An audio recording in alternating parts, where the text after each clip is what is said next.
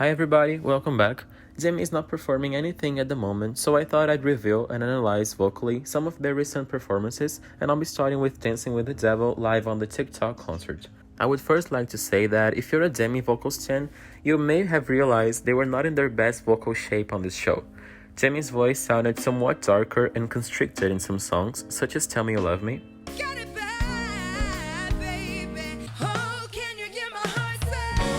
And Okay Not to Be Okay. But in Dancing with the Devil, they delivered one of their best performances of the year, if not the best one.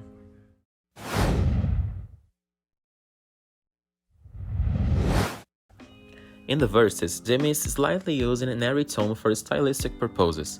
The excessive air, if you're not out of breath of course, is an interesting strategy to increase the emotion of the song, and it works analogically as if you're almost suffering to perform and to say the words. It's just a little red wine, I'll be fine. Not like I wanna do this every night. Another vocal appeal Demi is using is the vocal fry. If you're not familiar with the concept of vocal fry, it should be comprehended as a deep cracky tone people tend to use into their lower range, really at the bottom of it. Demi is doing here in the beginning of the phrases, like here. Not like I wanna do this every night. Only into these two lines, there's another thing we can talk about. Demi's vocal runs are mostly jaw dominant, which means they have their jaw relaxed, and the movement of it can help creating the no jumping effect, which defines the run. When Demi is doing a melisma, the jaw movement helps to make the run sound more accurate instead of sounding messy and sloppy.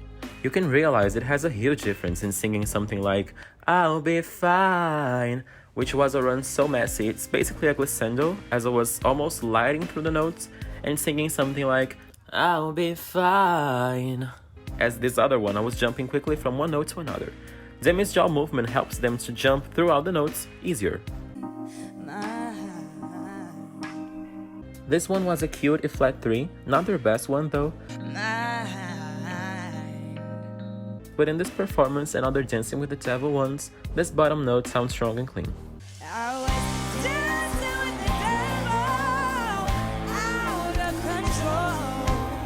The high note right here is an E flat 5 belt, and it's not a hard one for Demi, but it's my favorite attempt in all of the performances they did of this song. The hard thing about it is that they're jumping from a C4 to an E flat 5 and jumping more than one octave is honestly really impressive. All the following notes Demi is hitting from C4 to C5, which I'll be labeling next, are really full and strong. They're putting a lot of pressure into these notes but not forcing them to come out, which is nice. They're carrying support and weight as the song is asking them to.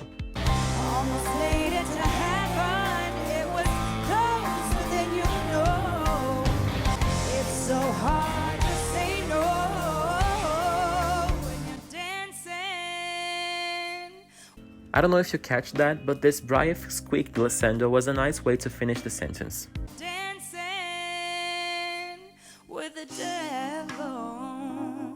Even small moments of consistent vibrato, which may remain unnoticed, will still be highlighted, as there is a myth Demi's vibrato is always discussed as forced, uncontrolled, and unnatural, and that is not true. Yes, sometimes Demi forces their vibrato to come out, and the vibrato waves can sound really uneven, but not all the time at all. This is a thing we should demystify as soon as possible.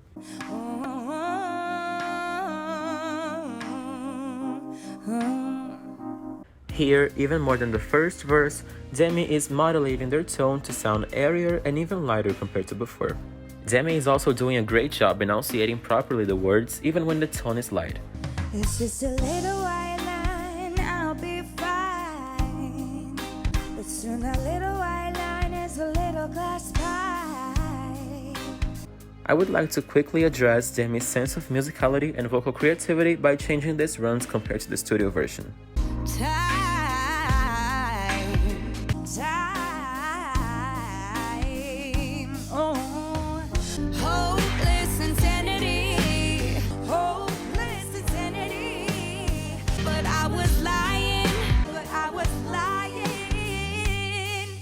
Here would be a perfect example of Demi's quote unnatural unquote vibrato. In this case, it was still rolling and the vibrato waves were even, but we can see they forced it to come out because it's way faster than the natural vibrato Demi produces. I was dancing with the devil, out of control. Almost in the entire bridge, the background vocals were a bit louder than Demi's vocal layer, which bothered me a little, but I love their backing singers so much I almost don't care they're loud. Thought that I could walk away easily, but here I am falling down on my knees. Some things about this higher part. First, Demi nailed it. Lord, I'm sorry for dancing with the devil. Second, this was their best attempt of the entire verse out of the 4 performances they did.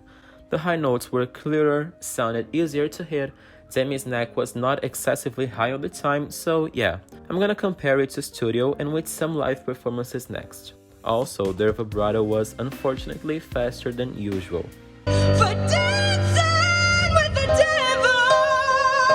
For dancing with the devil. For dancing with the devil. For dancing with the devil. This run was so appealing and addicting. Yeah, yeah, yeah. It certainly prepared us to the vocal slayage that is coming.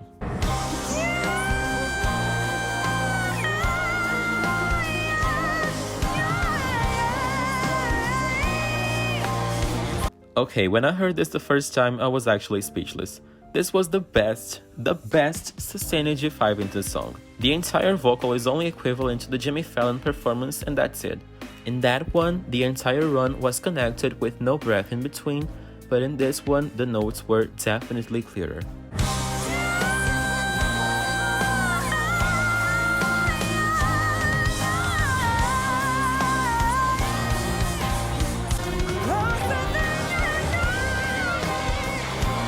I don't know what it is, but I can't stop playing this part while editing this. The guitar in the instrumental and the stunning G5 just makes this song remain remarkable. It's so ghoulish in the most addictive way possible. And to finish the song, Demi reminding us back to back how their runs and melismas are agile, of course when they want them to be.